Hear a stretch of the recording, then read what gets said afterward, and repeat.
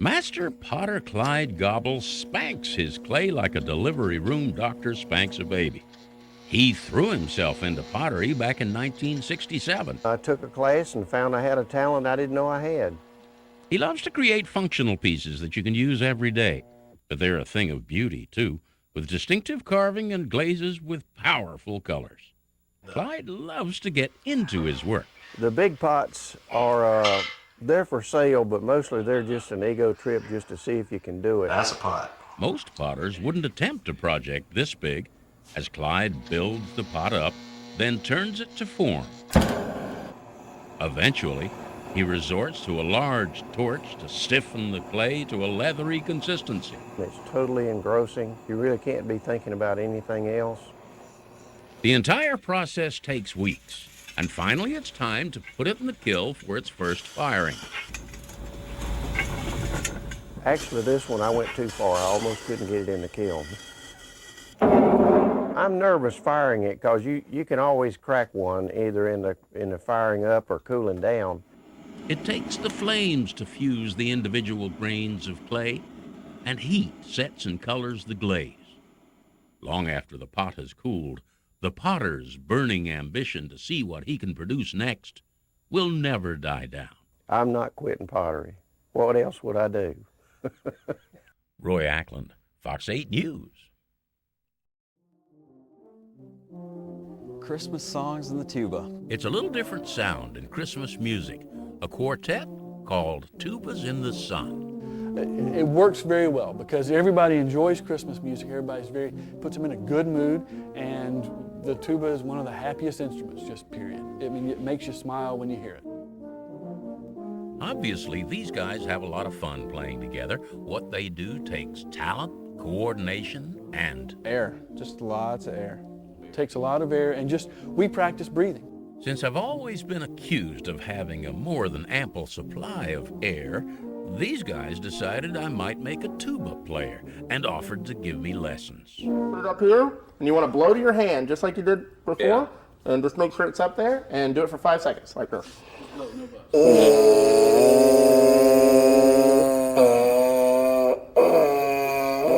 Why do your eyes get big? And after a quick lesson, I was ready to play.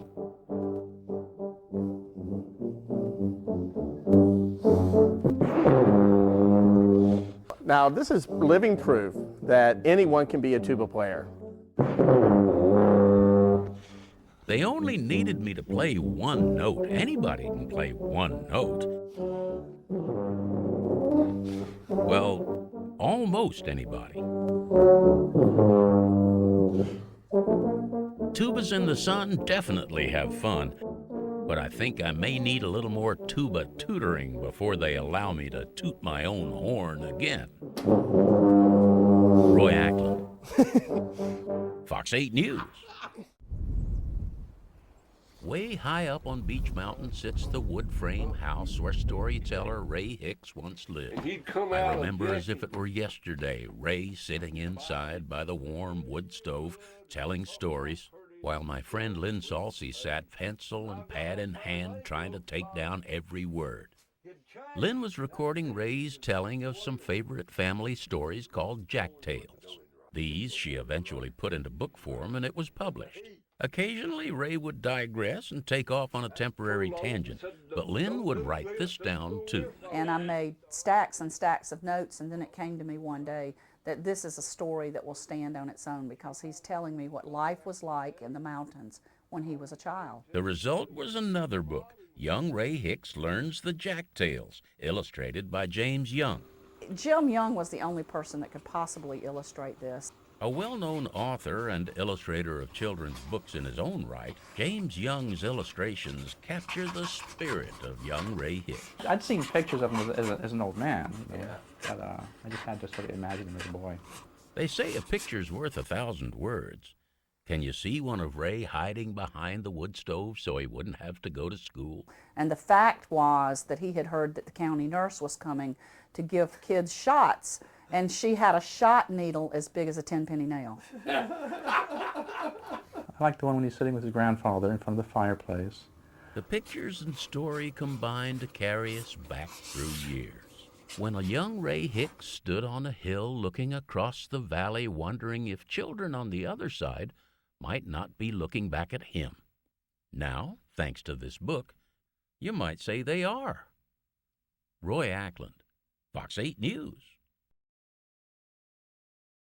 Okay, now, who did you want this autograph to? To me. Author Alexandra Lett is pretty busy these days, getting in as many book signings as she can before Christmas. A self-published author, her books would come under the heading of nostalgia. What happened is that I wrote one article about my grandpa's country store, and I sold it to a newspaper in Wilmington, and I received so many calls and emails that I knew there was a tremendous interest out there. She went on writing about nostalgia in her weekly columns, and that eventually led to her first book. A timeless place is any place you go and set a spell and don't care about time. And it opens at an old-timey country store where people are setting a spell and playing checkers with bottle caps, and it has the type of story you might hear at the country store. Complete with nostalgic stories and old photos, the book was an immediate hit. This book is a sequel to A Timeless Place. Timeless Moons is a delightful book and covers everything from moonshine to moon pie. First of all, I love anything related to the moon. I grew up with people who talk constantly about cutting wood by the moon, cutting hair by the moon, planting by the moon. These timeless books have definitely struck a chord with her readers. And for author Alexandra Lett, you could say her time has come. Move over Harry Potter. Roy Ackland, Fox 8 News. People just love old antique saws. Yeah. Jack Hutchins knows his saws. He should. He's owned hundreds of them at one time or another. What does he do with them? He paints pictures on them. I turn rust into relaxation for me and junk into joy. Mm-hmm. Yeah, I love painting saws. A few years back, his career as a paramedic ended suddenly with an accidental back injury, and his interest in painting began just as suddenly. So I was sitting at home one day and watching TV and saw Bob Ross on TV. Yeah. And he kept telling me I could do this, and so I asked my wife one year for a Christmas present of an art kit, yeah. And she got me one, and it's history from there. He paints on all kinds of saws, from cross cuts to frame saws, big ones, little ones. He'll paint any subject, too, as long as it's picturesque. Ask him where he got the idea. He'll say it was something he saw. And what does a man who has every imaginable hand saw there is use to cut his own firewood? Use a chainsaw. Now there's a man on the cutting edge of the art world. It was a cold Monday night at the Mount Tabor United Methodist Church. Beginning. But inside, a group of men is warming up.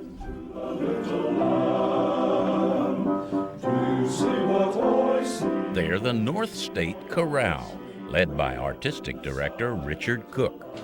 Silent night, guys. These are ordinary people who do extraordinary things. A small core group first organized in 1989. Since, they've grown to around 40 in number. We have one guy who drives 75 miles each way to come to rehearsals. So they come from all over the place, and they represent every type of profession, career field you can imagine.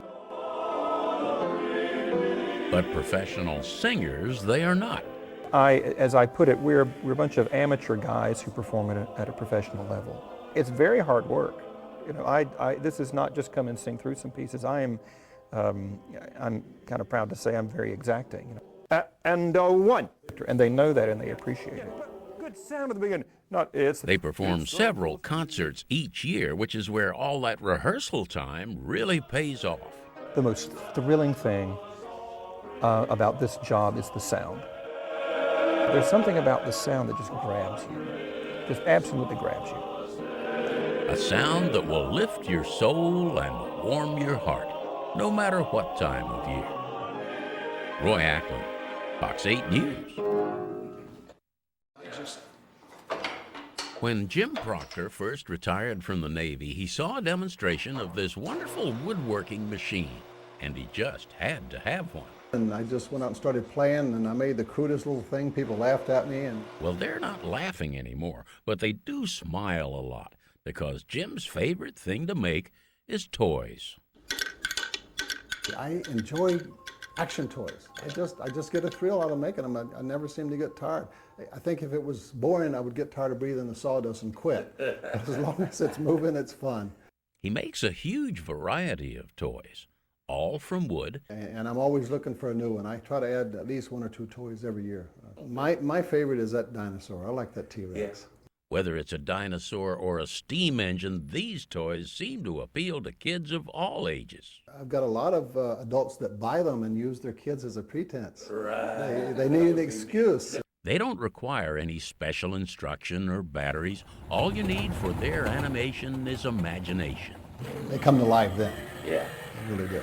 In this day, when toys are full of mini motors and computer chips, Jim's chips are nothing more than chips off the old block. Roy Ackland, Fox 8 News. Canada geese were once migratory birds. They flew south in the fall and north in the spring. But now, they've come to stay. And quite frankly, they've worn out their welcome. You can see the type of destruction that these geese can cause. Yeah, they can totally destroy and pull grass out at the roots. And they absolutely love to eat fresh grass. And what goes in must come out. Each goose leaves 1.5 pounds per head per day behind. Because the geese are federally protected, you can't harm them. So who are you going to call? The Goose Masters. We supply environmentally safe and humane goose control with the use of working border collies. They're highly trained, and they really work. Several years ago, nationally known sheepdog trainer Kent Kuykendall started training his champion border collies to herd geese. Okay, what we do, we're actually introducing a predator into the environment. The geese consider the border collie a predator because of the way they work. They're very wolf-like, and they work with eye. In other words, they stalk the geese. And that includes going in the water. In reality, the dogs are not trying to harm the geese, but simply just trying to gather them up and bring them to me like they would if it was a flock of sheep. And the geese feel like they're going to be caught, and they don't like it, and they fly away. Kent says they will come back, but after a few sessions like this, they finally take the hint. After all, whether it's a flock of sheep or a flock of geese, a good border collie knows how to herd them. Good job. Roy Ackland, Good job. Fox 8 News. Good job. Stand real tall and straight. Okay. Eva Ray Clark is inspecting her handiwork. You see, she made Santa's beautiful red suit. Hold your arm up and let me see. I think that's right. Yeah. I'm very pleased with it. Great suit. Comfortable, beautiful fur, pretty red color. For about 30 years, she taught home economics, and logically it was a good choice to make Santa's suit. A friend had told me about Ms. Clark's capabilities and her willingness to give it a try, and she loves Christmas. It's obvious by seeing her home that she loves Christmas, she loves Santa Claus, and so what better person could there be to create what I wanted to create? Several paintings have featured her beautiful Santa suits, handcrafted in such a way that they're practical as well as beautiful. When a child sits in my lap, they've got to be comfortable. They've got to feel comfortable with the person of Santa Claus. I don't want them to be afraid. And so if they can feel the fur and begin to feel the fur, sometimes that's the way they will approach me, is they want to feel the fur. There was a painting that Thomas Nast did in 1863 of Santa in a red, white, and blue uniform, entertaining, ironically, the troops in the Civil War. And so I thought, well, let's see if we can recreate that suit.